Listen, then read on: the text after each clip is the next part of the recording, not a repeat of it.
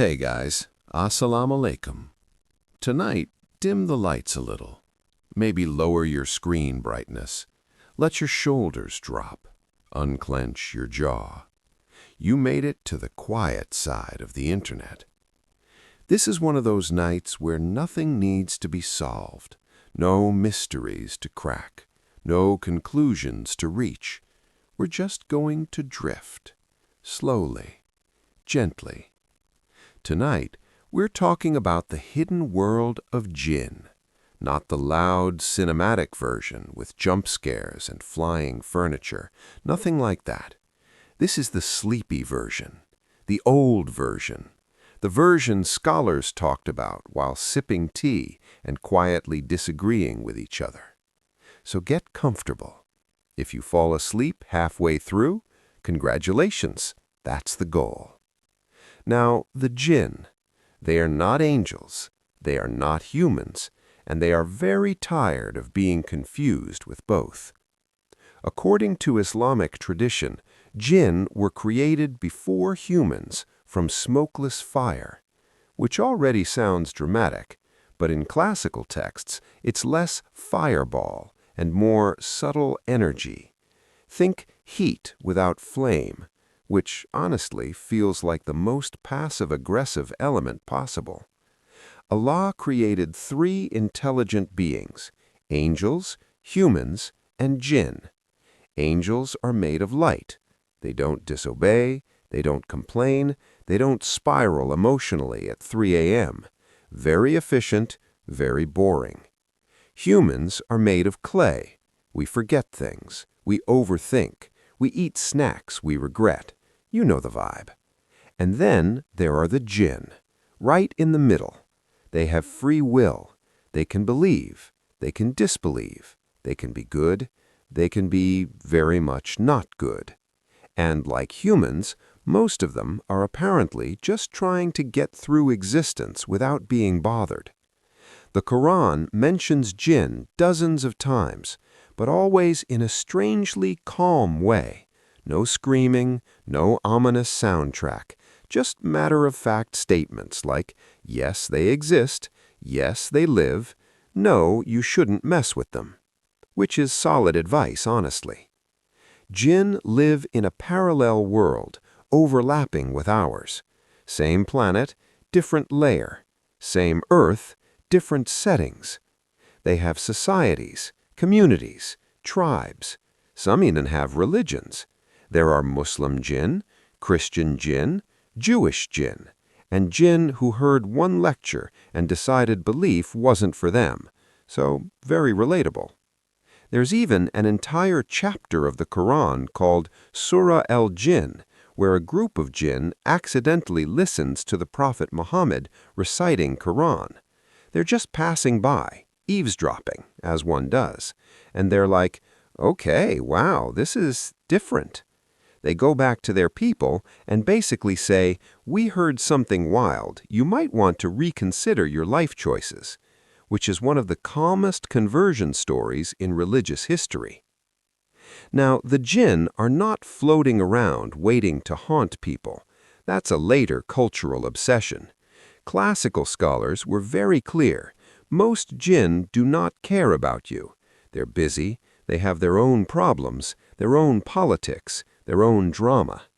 Imagine an entire civilization living beside us, watching humans argue on social media and collectively deciding, nope, we're good.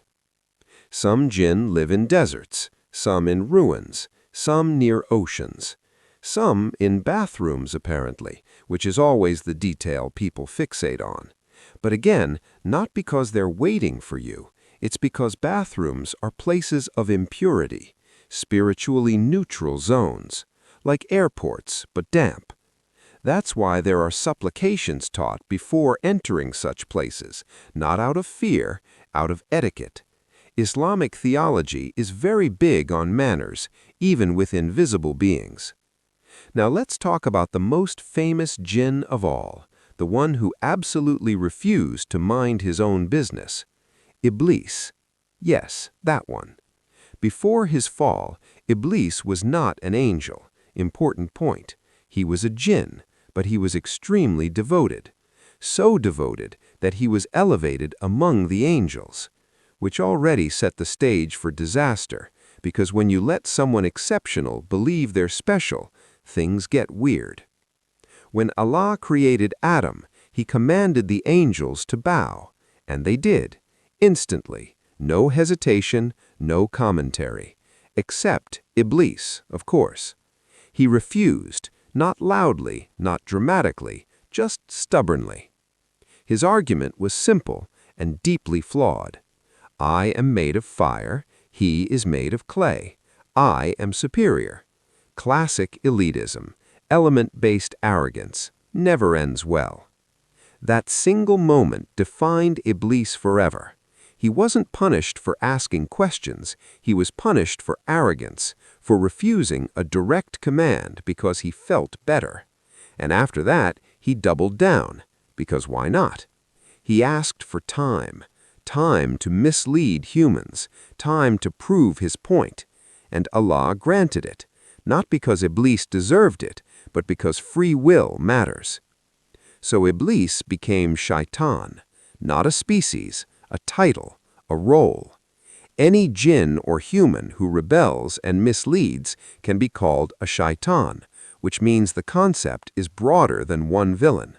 Again, very calm theology, very unsettling if you think about it too much, so we won't. Let's drift back to the everyday jinn. Jinn eat, but not like us. They consume energy, scent, essence. They reproduce. Yes, really. They have families, children, which implies awkward teenage jinn phases. We will not explore that. Some jinn are described as tall, some as small, some as shapeshifters. They can appear as animals, dogs, snakes, cats, which explains why Islamic tradition says don't randomly kill animals in your house, just in case. Again, etiquette. Jinn can move fast, very fast, travel distances humans can't. But here's the important part people forget. They are not all-powerful. They are not omniscient. They do not know the future. In fact, there's a famous story about Prophet Suleiman alayhi salam. Allah gave him control over the jinn. They worked for him, built structures, did labor.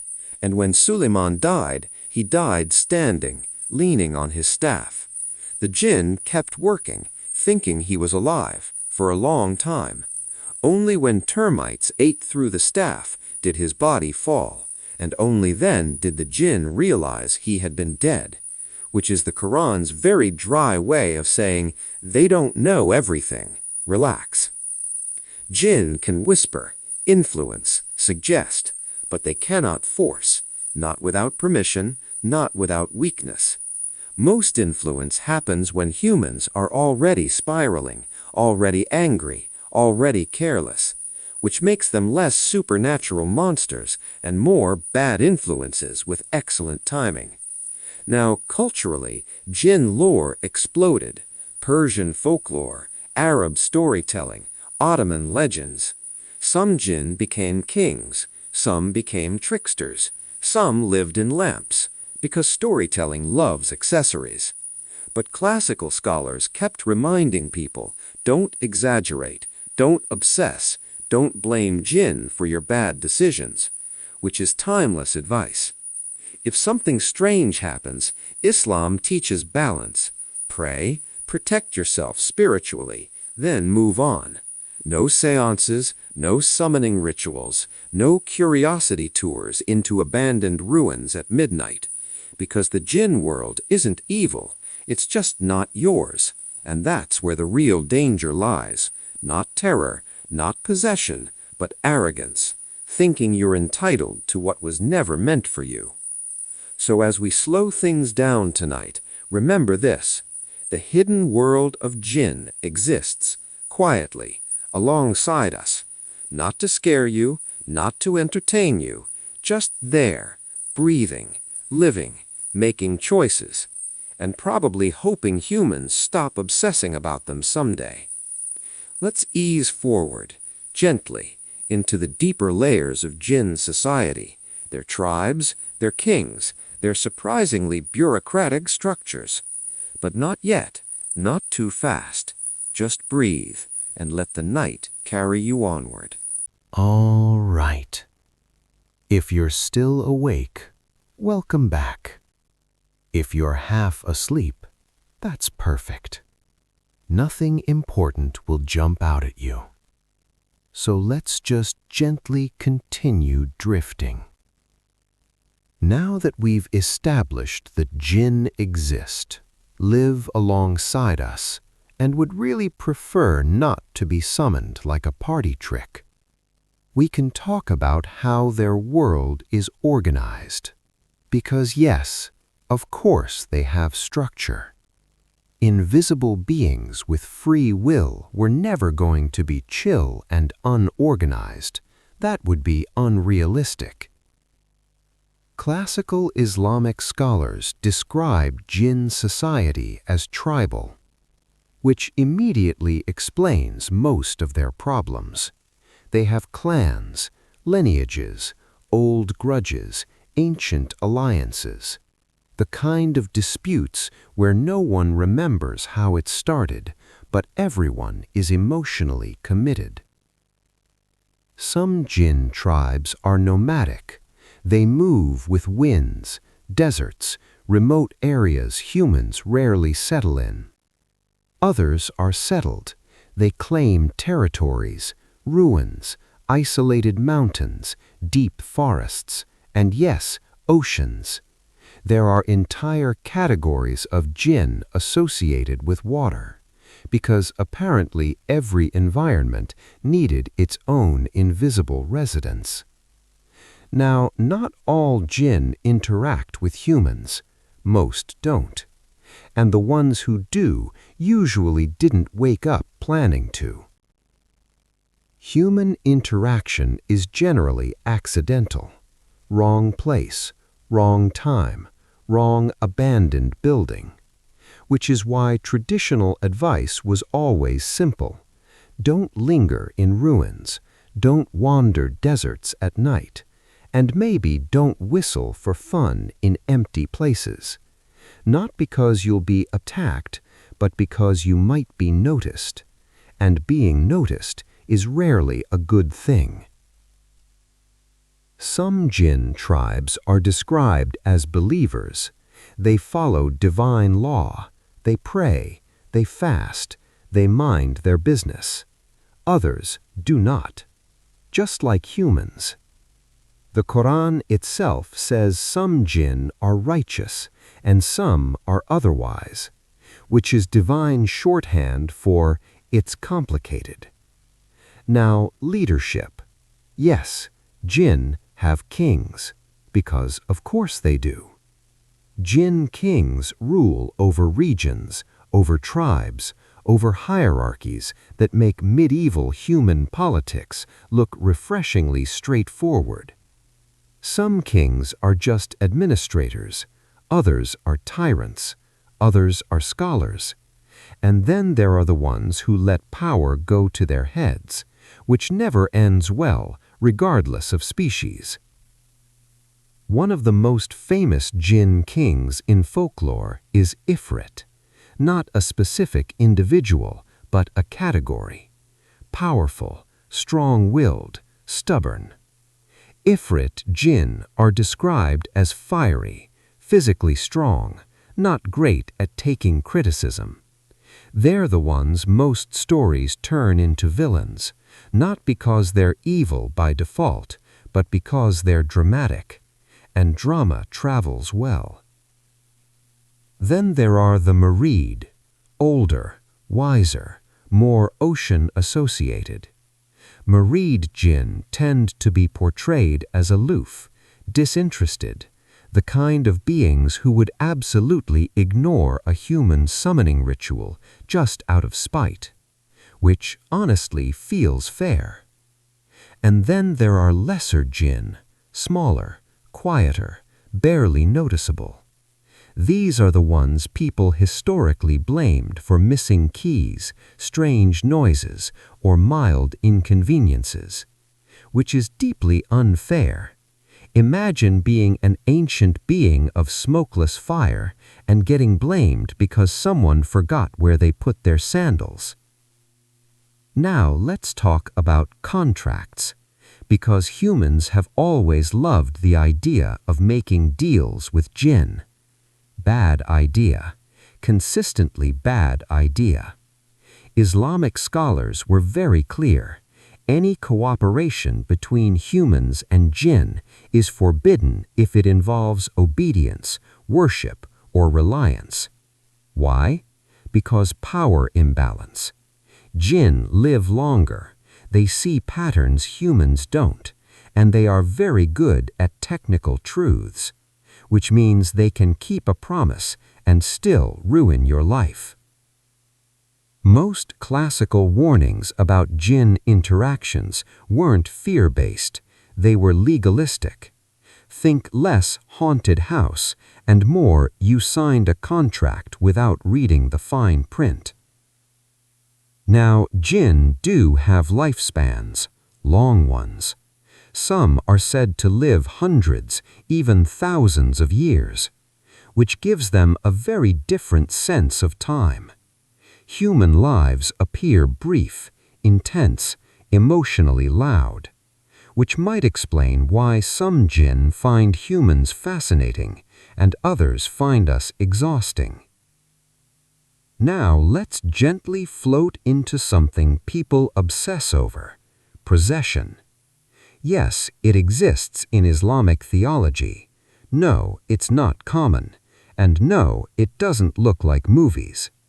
Possession is usually subtle. Influence, whispers, distortions. Most cases are psychological, and scholars were very clear about not blaming jinn for mental illness. Again, balanced theology. Actual possession cases were rare, often associated with vulnerability, spiritual neglect, trauma, which makes it less exciting but far more realistic. Protection was never dramatic, no chants, no shouting, just prayer, consistency, calm remembrance, which is deeply uncinematic and deeply effective. Now here's something that rarely gets talked about. Jinn have law. Not divine law exactly, but internal rules. Some jinn tribes punish jinn who harm humans without cause. Some forbid interaction entirely. Meaning not every strange encounter was malicious. Sometimes it was illegal, which is oddly comforting. Now, throughout history, humans tried to map jinn kingdoms onto geography. Yemen, Persia, the Empty Quarter, the Indian subcontinent. Every culture layered its own fears and imaginations onto jinn lore. But Islamic scholarship always pulled it back. These are creations of Allah, not gods, not demons, not pets, which ruined everyone's fun, but probably saved lives. The obsession with controlling jinn peaked during certain periods: alchemy, occult sciences, forbidden texts. People wanted shortcuts, knowledge, power, and jinn, being long-lived and knowledgeable, became tempting. But every story ends the same way.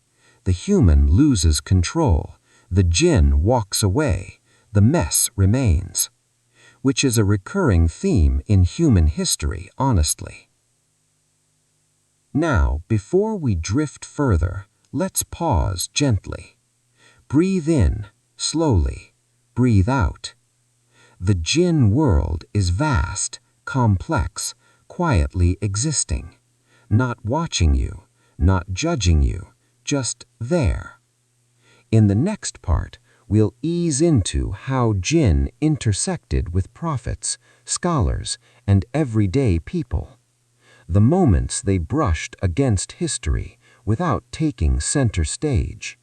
Nothing scary, nothing loud, just shadows passing at the edge of awareness. Whenever you're ready, we'll continue. All right. Still drifting. Still calm. If you've forgotten where you are, that's fine. History works better when it feels slightly unreal anyway. So now we move into the moments where the world of Jinn gently brushed up against human history. Not crashing into it, not hijacking it, just overlapping for a second. Like two people passing each other in a hallway without making eye contact. Islamic tradition is very specific about this. Jinn are not the stars of human history. They don't drive it, they don't dominate it. They occasionally appear at the edges, then quietly exit, which is honestly respectful. The Prophet Muhammad interacted with Jinn in a way that was calm, instructional, and deeply undramatic. No rituals, no summoning circles, no power flexing, just teaching. There are narrations where the Prophet recited Qur'an and Jinn listened. Some believed, some didn't. Free will, again, doing its thing. One narration mentions a group of Jinn asking questions about food, which feels like a very normal thing to ask. They were told that bones over which Allah's name has been mentioned become sustenance for them, which explains a lot of oddly specific etiquette in Islamic practice. It also suggests that Jinn daily life is normal. They eat, they ask questions, they worry about logistics, not exactly eldritch horror material. There are also narrations where companions noticed traces of Jinn presence. Footprints, movement, nothing explosive. And importantly, the Prophet discouraged people from trying to seek them out, not because Jinn are terrifying, but because curiosity without purpose leads to problems, which applies to most things in life. Now let's slowly float toward Prophet Suleiman again, because his story is the one everyone remembers. Suleiman was given a kingdom unlike any other. Control over wind, animals, and yes, Jinn. But notice how the Qur'an frames it, not as spectacle, but as responsibility. The Jinn worked, they built, they dived into the sea for pearls, they constructed massive structures, and if they disobeyed, they were punished. Not violently, but firmly. This wasn't domination for entertainment, it was order. And when Suleiman died, the illusion of Jinn omniscience collapsed instantly. They didn't know. They couldn't see beyond the physical, which gently resets expectations. After the era of prophets, Jinn faded further into the background. Islamic history after that becomes very human. Caliphs, scholars, politics, egos. The Jinn didn't interfere, which should tell you something. Now scholars. Early Islamic scholars talked about Jinn the way physicists talk about dark matter. It exists, it has effects, but don't build your life around it. Imam Malik famously disliked excessive discussion about Jinn. Not denial, just disinterest. Imam Ahmad acknowledged possession, but warned against obsession. Ibn Taymiyyah wrote extensively on Jinn, mostly to shut people up about them, which is the most academic use of time imaginable. He clarified that Jinn can interact with humans, but most alleged cases were exaggerated, misunderstood, or entirely human-made problems. Again, balanced, boring, correct. Now let's gently talk about sleep, because Jinn folklore and sleep have always been connected. Nighttime, dreams, vulnerability. Islamic tradition emphasizes protection before sleep, not fear, routine. Reciting Ayat al-Kursi, the 3 Quls, a simple dua, and then sleep. No paranoia, no tension. Which is why most sleep paralysis Jinn stories are cultural overlays, not theology. The mind wakes, the body doesn't. Fear fills the gap, and humans do what humans always do. They explain it with stories. Jinn became the placeholder, but the tradition itself stays calm. Pray, relax, trust. Now, across the Muslim world, local cultures added layers. In North Africa, jinn had names, personalities, habitual hangouts. In Persia, they became almost literary characters, poetic, melancholy, romanticized. In South Asia, jinn merged with older spirits, which created complications. Every culture added flavor. Islamic theology quietly nodded and said, "Okay, but don't confuse folklore with belief," which most people immediately ignored. Now let's talk about magic. Islam acknowledges magic exists, which surprises people, but it treats it like poison. Yes, it's real. No, don't touch it. Magic involves cooperation with jinn, and cooperation requires submission, which is why it's forbidden, not because it's flashy, but because it flips the hierarchy. Humans relying on jinn instead of God. That's the issue. And historically, people who pursued magic didn't live peaceful lives. Anxious, paranoid, always afraid their helpers would turn on them, which is not a great trade. Now here's something quietly fascinating. Some jinn scholars are said to exist, beings who studied scripture for centuries, who witnessed multiple human generations. Imagine attending the same lecture for 400 years. At some point, you're just there for the ambiance. These jinn were said to advise their own communities, warn them against arrogance, remind them of consequences, which implies jinn have their own version of sermons, and honestly, that's kind of nice. Now, as time moved on, human obsession grew louder. Colonial-era writers sensationalized jinn, turned them into demons, made them exotic. Hollywood took it further. Blue genies, wish-granting chaos. Islamic theology sighed quietly in the background. No, that's not how this works. Jinn don't grant wishes. They don't like lamps. They don't exist for your character arc. They exist because God created them, which is deeply unmarketable. Now let's slow things down again. Notice your breathing, the rhythm. The world of jinn is not looming over you. It's not peeking from corners. It's simply another layer of creation, existing, unbothered. In the next part, we'll drift into the everyday jinn, the ordinary ones, the ones who never make it into stories, the ones just living.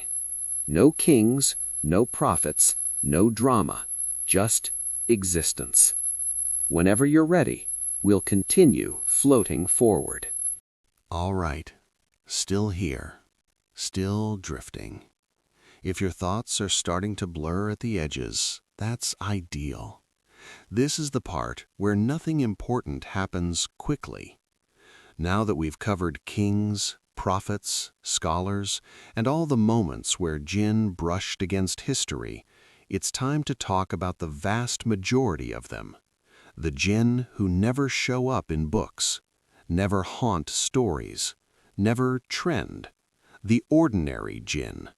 Because just like humans, most jinn are not exceptional. They are not powerful. They are not plotting anything. They are not ancient masterminds with grand plans. They wake up, they exist, they get through their day, and they try not to be noticed. Which, honestly, is the most relatable thing about them. Classical scholars emphasized this repeatedly.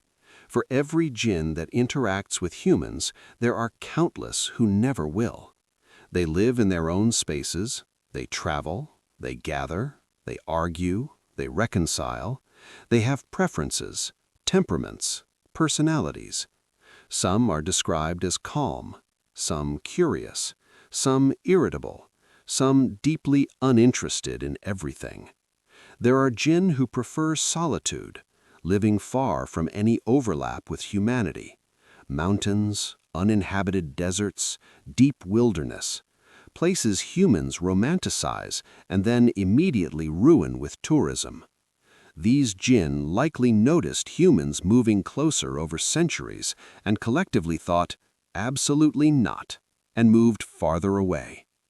Others live near human settlements but keep their distance, not hiding, just adjacent, like neighbors who don't want small talk.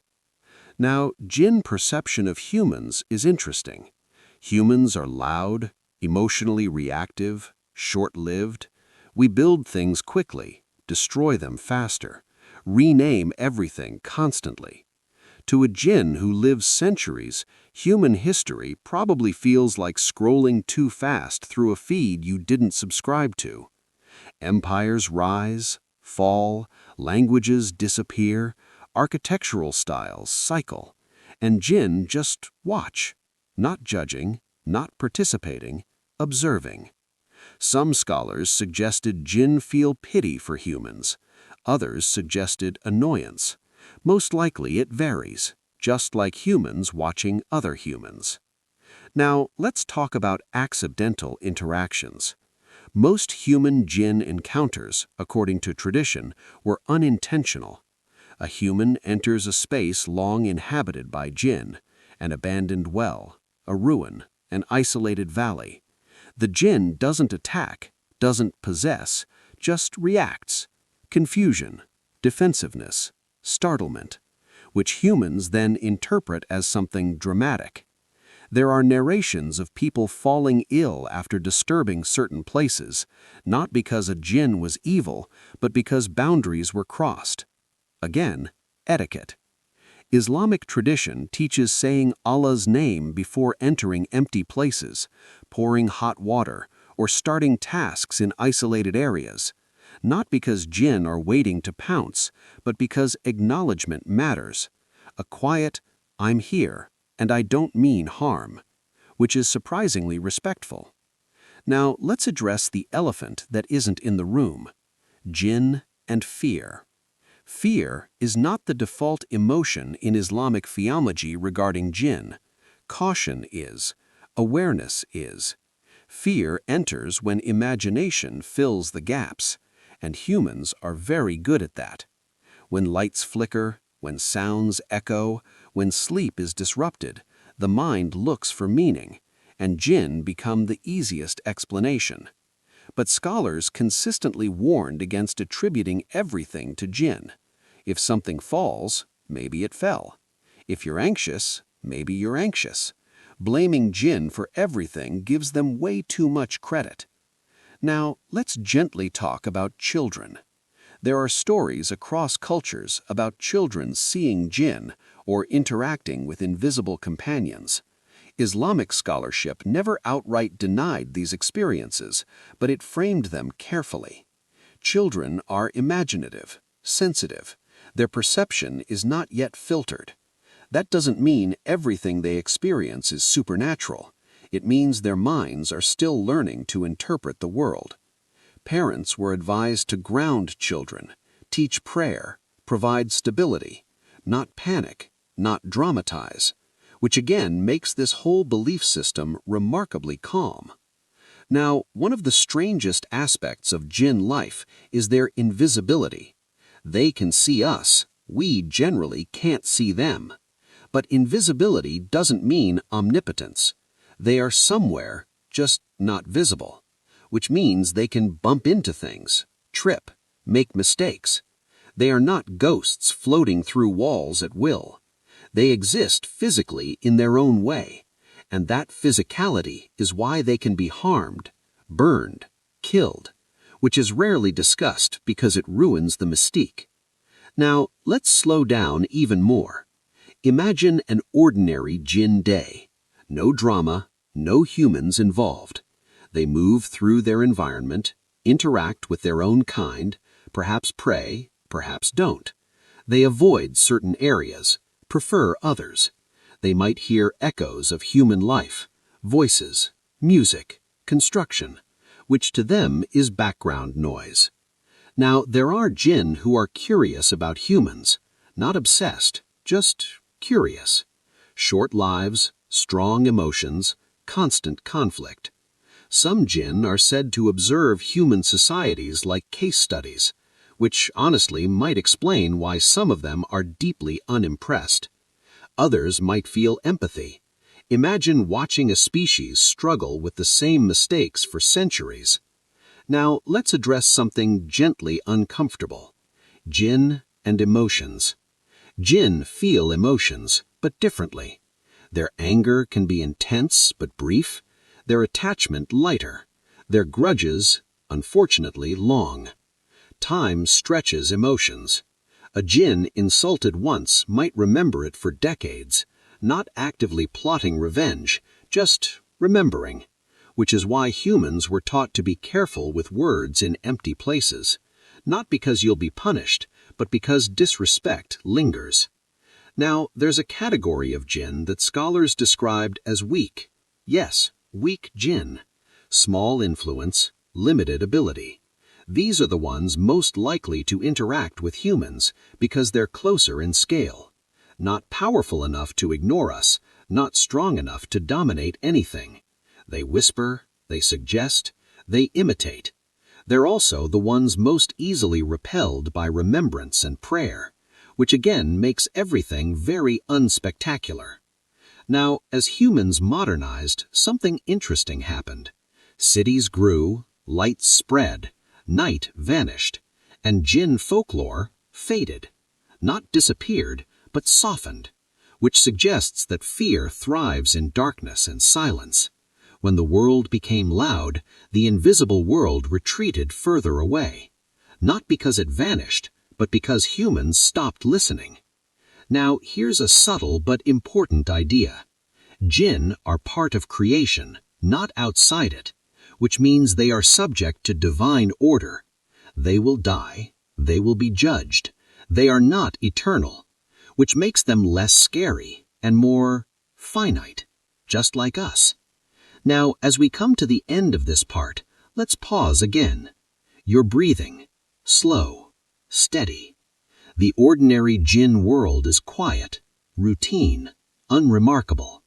Most jinn will never know your name, never see you, never care.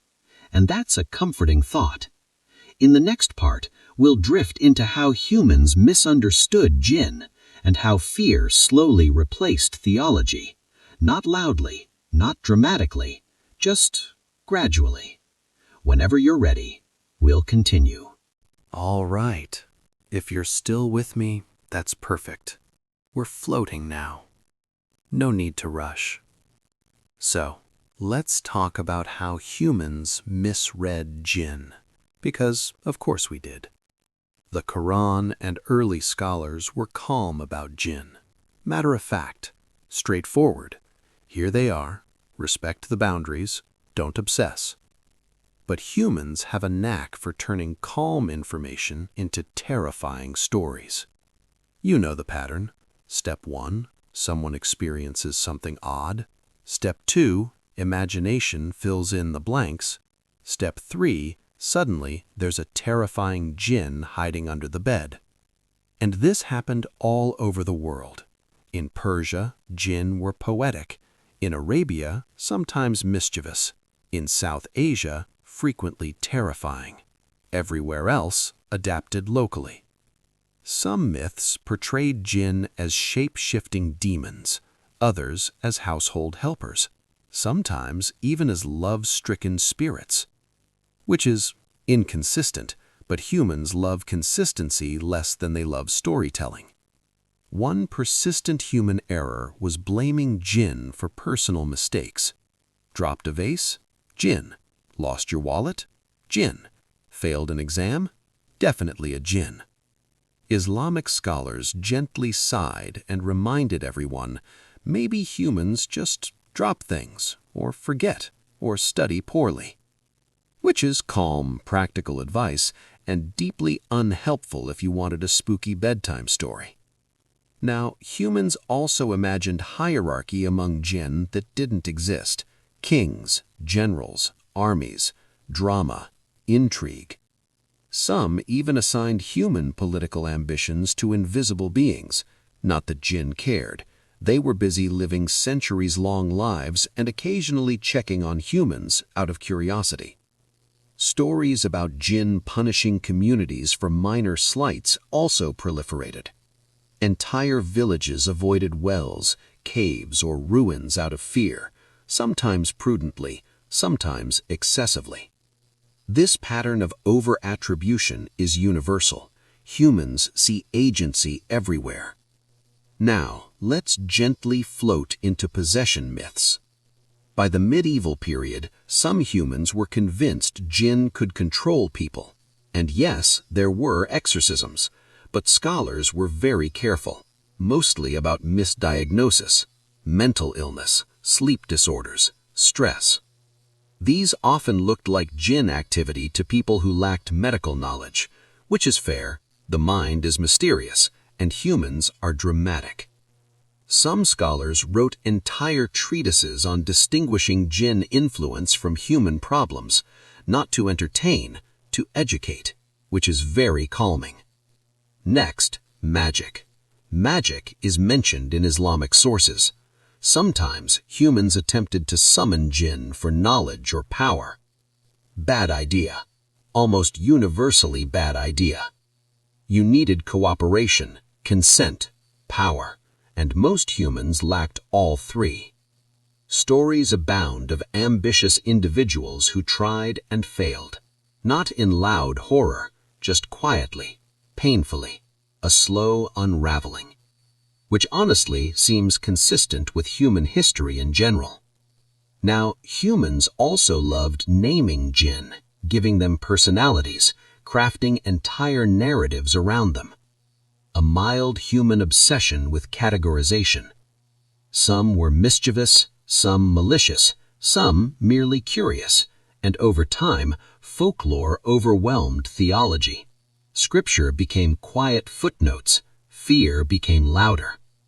By the colonial and modern periods, Western writers sensationalized Jinn, turned them into monsters, blue genies in lamps, granting 3 wishes, shape-shifting chaos.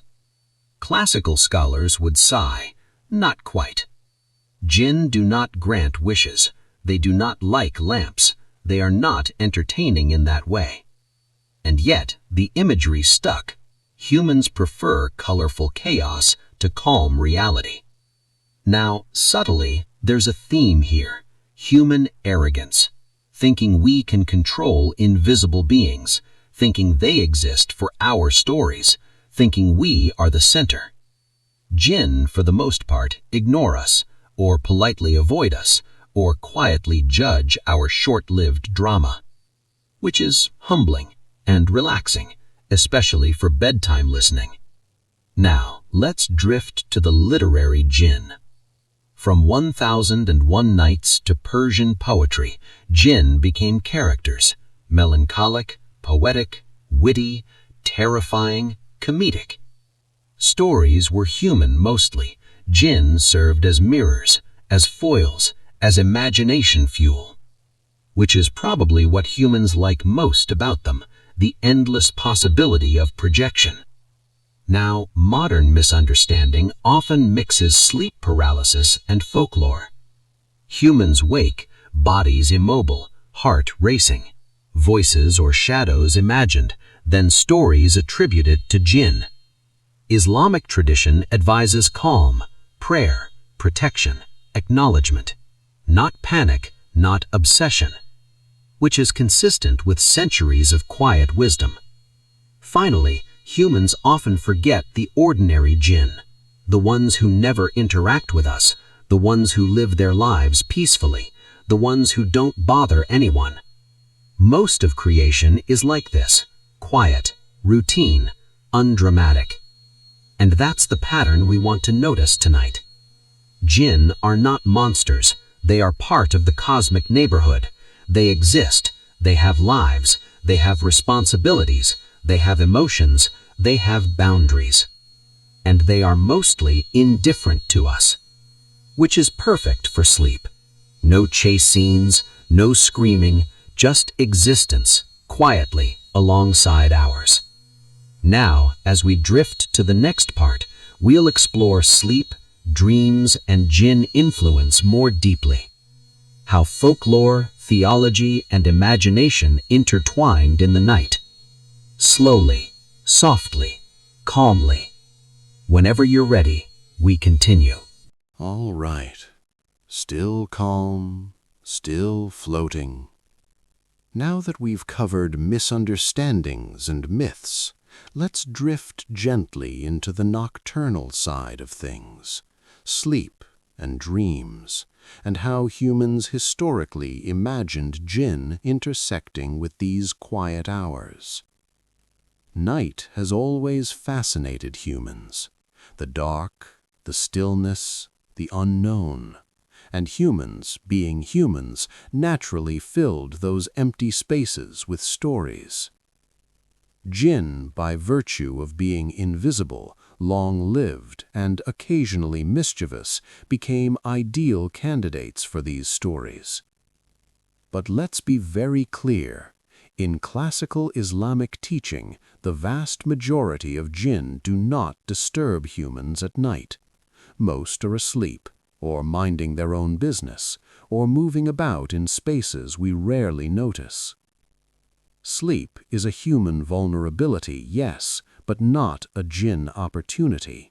It's simply time when humans are quiet and imagination is loud. Now, dreams are fascinating in this context. Humans often believed that dreams could be influenced by Jinn. Not every dream, but certain types, unusual, vivid, or disturbing ones.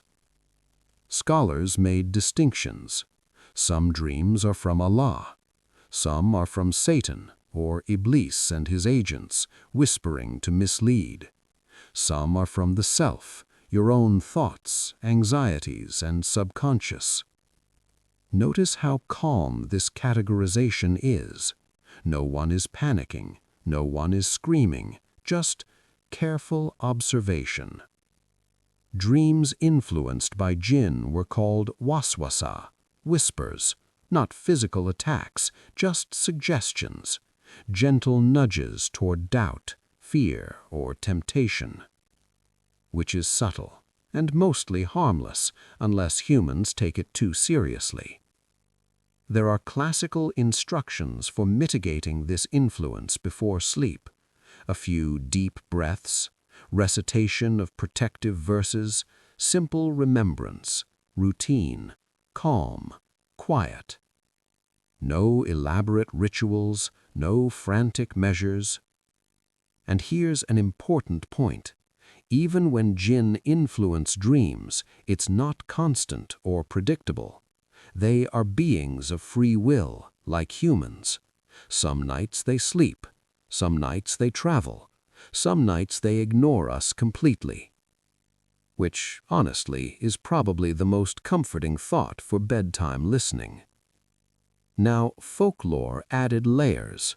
In Persia, dreams of Jinn could carry messages, sometimes warnings, sometimes riddles, sometimes nonsense. In Arabia, nightmares were occasionally attributed to mischievous Jinn called qarin, companions who follow humans silently. But these stories were always framed gently. You might see something strange. You might wake feeling unsettled. Pray, remember Allah, sleep again. No drama, no horror, just guidance. Now, sleep itself is interesting in Jinn interaction. Certain hours, particularly the last third of the night, were seen as spiritually significant. Humans might pray, recite, or quietly reflect, and any Jinn nearby might observe, not to harm, but out of curiosity.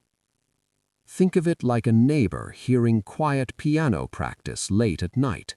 They're listening, not applauding, not judging, just acknowledging. Sometimes Jinn are described as mimicking humans in dreams, shapes, figures, whispers, but again, subtle, mostly forgettable by morning.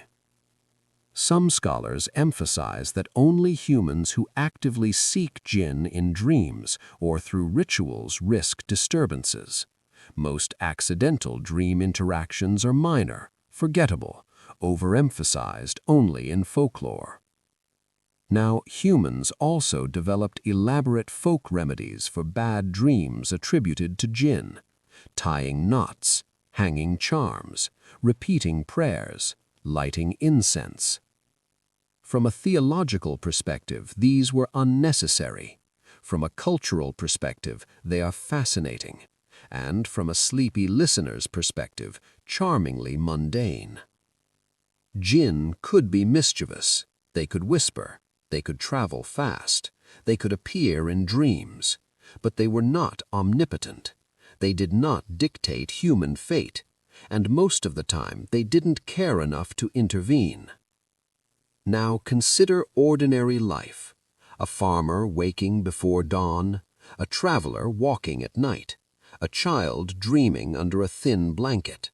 The jinn world exists alongside these lives, quietly, subtly, barely noticeable. The overlap is gentle, accidental, almost poetic. And human imagination filled in the rest. Stories grew, fears amplified, curiosity spurred, but the theological framework remained calm, measured, balanced. That's the consistent pattern.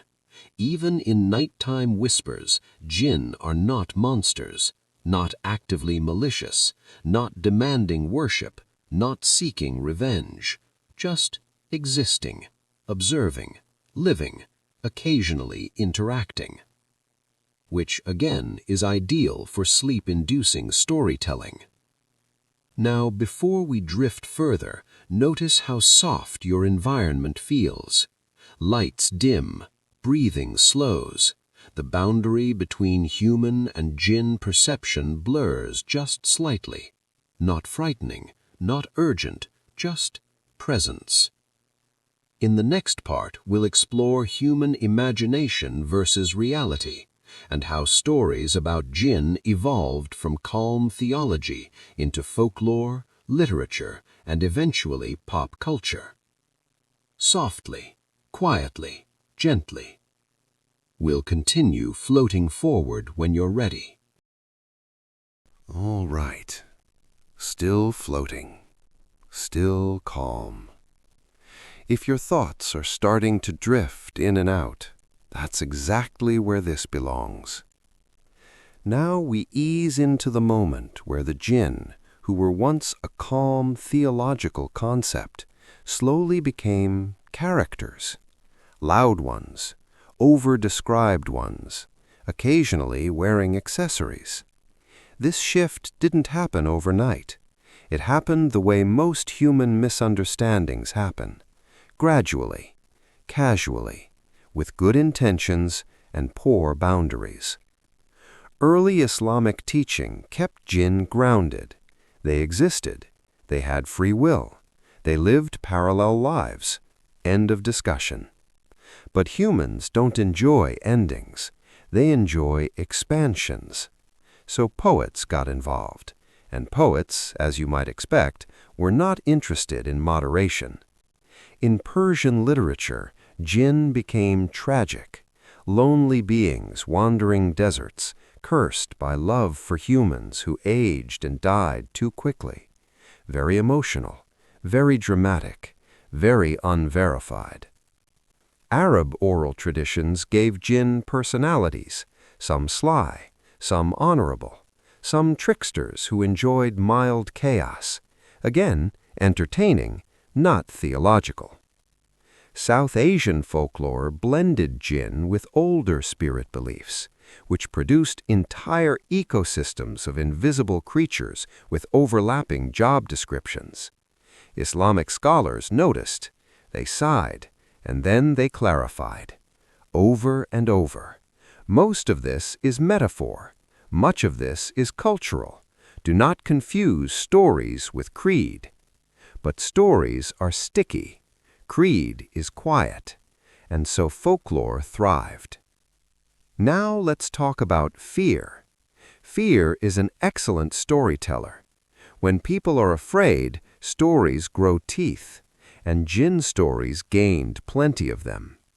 Nighttime encounters were exaggerated. Normal sounds became sinister. Loneliness became possession, and suddenly Jinn were everywhere, in walls, in mirrors, in reflections that looked just a little wrong. But here's the interesting thing. Even the scariest folk stories often ended calmly. A prayer was recited, the presence faded, life continued, which suggests fear was more about humans than Jinn. Now we move gently into the medieval period. Occult sciences became fashionable. Alchemy, astrology, numerology, and naturally, Jinn were pulled into it. People wanted shortcuts, knowledge without effort, power without accountability. So Jinn became convenient assistants in forbidden arts. Theology responded firmly, no, that's not how this works. Scholars emphasized that magic involving Jinn required submission, reliance, loss of autonomy, which is not empowering, it's dependency, and dependency rarely ends peacefully. Now let's float toward storytelling nights. Villages, fires, quiet evenings. Stories passed down, details changed, fear added, drama increased. The Jinn in these stories were less like neighbors and more like monsters. But even then, they were rarely all-powerful.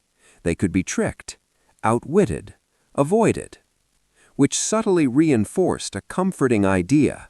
Humans were not helpless. Now enter colonial writers. Travelers documented Jinn beliefs with fascination, sometimes respect, often exaggeration.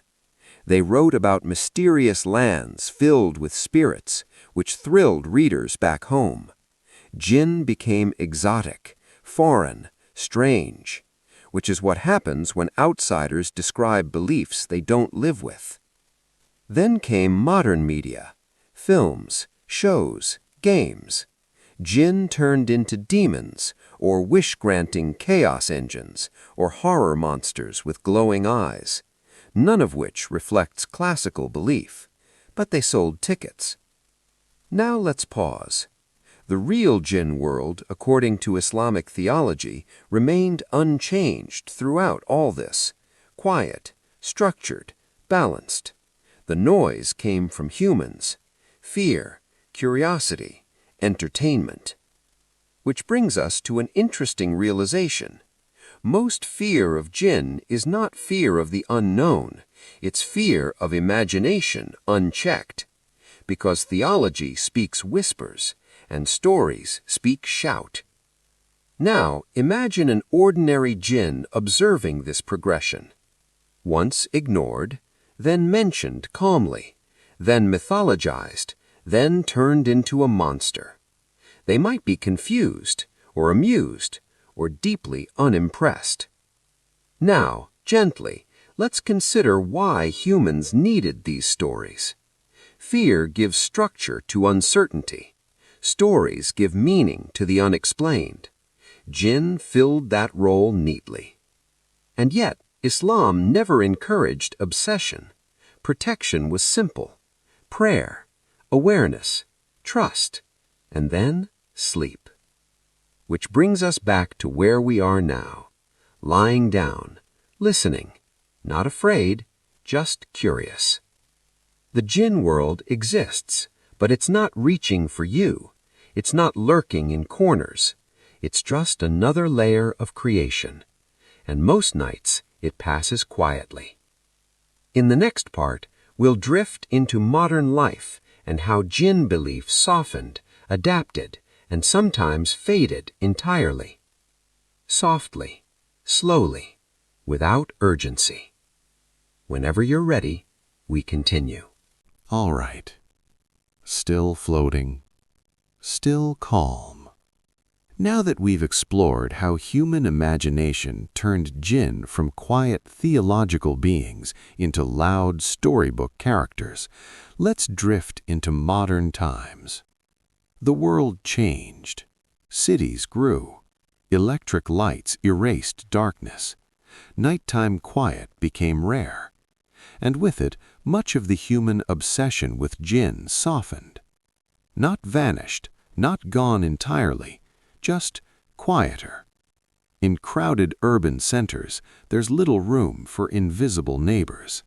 Buildings buzz, traffic hums, screens glow.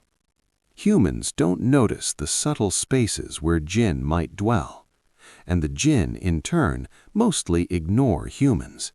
Why engage when humans themselves are noisy and chaotic? Now, folklore persists. In rural areas, in quiet households, in villages where the night stretches endlessly. Stories of jinn still exist, some mischievous, some cautionary, some quietly terrifying. But even these stories have softened over the years. The terrifying blue-eyed monsters are mostly products of pop culture. The old teachings remain calm, awareness, respect, and routine protection. Prayer before sleep, recitation of protective verses, a simple acknowledgement of the unseen. No dramatics, no rituals required. Now, let's consider cultural adaptation. In some parts of the world, jinn are now incorporated into literature, television, and movies. Not as theological beings, as characters, as metaphors, as plot devices. Which is fascinating because it shows human imagination at work. The jinn themselves are unchanged, silent, observing, mostly indifferent. Modern psychology has also reframed much of what humans attributed to jinn. Sleep paralysis, night terrors, anxiety, coincidence. Humans, once eager to blame the unseen, now understand that the unseen is often internal. Yet belief in jinn persists in subtle ways. Superstitions, etiquette, childhood warnings. Don't whistle at night. Recite the verse before entering the bathroom. Respect empty spaces. These are echoes of a calm theology softened into daily habit. Now, technology has changed things too. Stories spread faster, misinformation travels quickly, and yet the theological framework, calm, balanced, remains accessible. Muslim scholars continue to emphasize the same principles: respect, acknowledgement, prayer, boundaries. Even in the age of YouTube and smartphones, even when humans want excitement and spectacle, even when jinn are reduced to memes. And interestingly, the ordinary jinn world remains unchanged. Those long-lived, subtle, unnoticed beings continue to exist alongside human life, not interacting, not interfering, just living. They witness the evolution of human culture, the rise and fall of empires, the invention of cities, the spread of electric lights, and yes, the explosion of media. Yet their lives continue quietly in parallel. Now, let's drift gently into personal reflection. Most humans never encounter jinn. Most humans will never know their presence, and that's exactly as it should be. The unseen world is not there to scare or dominate. It's there to exist alongside ours, to remind us that the universe is layered, complex, and beautifully structured. And there's a subtle lesson here. Respect boundaries, acknowledge creation, sleep peacefully. The world does not need constant drama to exist. The unseen does not need constant attention to function. Life continues quietly, and so can we.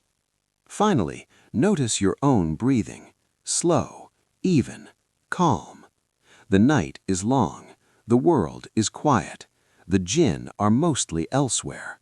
And in that quiet, there is comfort, there is balance, there is routine. In the next part, we'll conclude our journey through the hidden world of Jinn. We'll softly tie together history, theology, folklore, and human imagination. Gently, slowly, perfectly for sleep. Whenever you're ready, we continue. All right. We're almost at the gentle conclusion of this long, meandering journey. If you're still awake or mostly asleep, that's exactly where we want to be. Now let's reflect on what the world of Jinn teaches us. Not about fear, not about magic, but about perspective. First, patience. Jinn live long lives, sometimes centuries, sometimes millennia. They move slowly. They observe quietly. In contrast, human life is short, noisy, and emotional. Emotions flare, mistakes repeat, patterns are obvious, yet humans rarely pause to notice. Jinn, in their subtle existence, offer a lesson in quiet observation, patience, boundaries, routine. Second, respect for the unseen. You don't need to fear everything you cannot see. You just acknowledge it. Step carefully. Maintain decorum. This principle applies beyond Jinn, to nature, to people, to ideas, to life itself. Third, imagination is powerful. Human beings amplified Jinn stories over centuries. Drama emerged, entertainment emerged, fear emerged. But the real Jinn world remained calm, consistent, silent, indifferent. Which is a gentle reminder, imagination can make things bigger than they are, and understanding the quiet reality behind the noise can be comforting. Fourth, self-awareness. Many interactions humans attributed to Jinn were actually reflections of human behavior, mistakes, neglect, anxiety. The Jinn stories serve as mirrors, not monsters, not scapegoats, just reflections. And finally, coexistence. The Jinn exist alongside humans, rarely interfering, mostly unnoticed, maintaining their own order. And humans exist alongside Jinn, mostly unaware, occasionally curious, occasionally fearful. Both worlds operate under divine law. Both have their rhythms. Both have boundaries. And notice how calm that is. No drama, no spectacle, no screaming, just life, quietly layered. Now, gently, let's summarize the journey we've taken. We started with the origins of Jinn, invisible beings of smokeless fire, created before humans, gifted with free will. We explored their societies, tribal structures, kings, leaders, and ordinary folk. We saw how they intersected with prophets and scholars, moments of teaching, moments of observation, never chaos, always subtle influence. We drifted through folklore, human misunderstanding, exaggeration, fear amplified by culture. We examined sleep and dreams, how humans imagined nocturnal interaction, how subtle theology emphasized calmness and protection. We watched modernity soften the stories, electric lights, crowded cities, psychology, and media reframed human perception. And finally, we reflected on patience, respect, imagination, self-awareness, coexistence. And now, as you lie there, gently drifting closer to sleep, notice how small your human worries seem in this layered universe, how quiet the world feels, how calm the unseen is. The jinn exist, but mostly they don't interfere, and neither does your imagination need to. Sleep is near, the night is long, and the unseen world hums softly alongside yours. Breathe in, breathe out. Let the layers of history, theology, folklore, and imagination dissolve into quiet. And remember, the universe is wider than your perception, calmer than your fears, and as layered as the unseen world of Jinn. Good night. All right. We've drifted together through centuries of unseen worlds, folklore, theology, and imagination. If your eyelids feel heavy, that's exactly the pace we've aimed for. Now, before we finally let this narration fade into quiet, let's reflect just a little more. The world of Jinn, as we've seen, is layered and structured, not chaotic, not screaming for attention, not lurking with malicious intent. Most Jinn are ordinary, living their lives, observing quietly, maintaining their routines, and yes, occasionally curious about humans, but mostly indifferent. And humans, of course, have been human, turning quiet lessons into loud myths, amplifying minor interactions into folklore, projecting fear, imagination, and drama onto a parallel world that simply exists, which is, in a way, a gentle mirror. Humans see what they expect to see. They fear what they misunderstand. They mythologize what they cannot control. The theology, the calm guidance, and the ordinary reality of Jinn remain constant, silent, structured, bounded.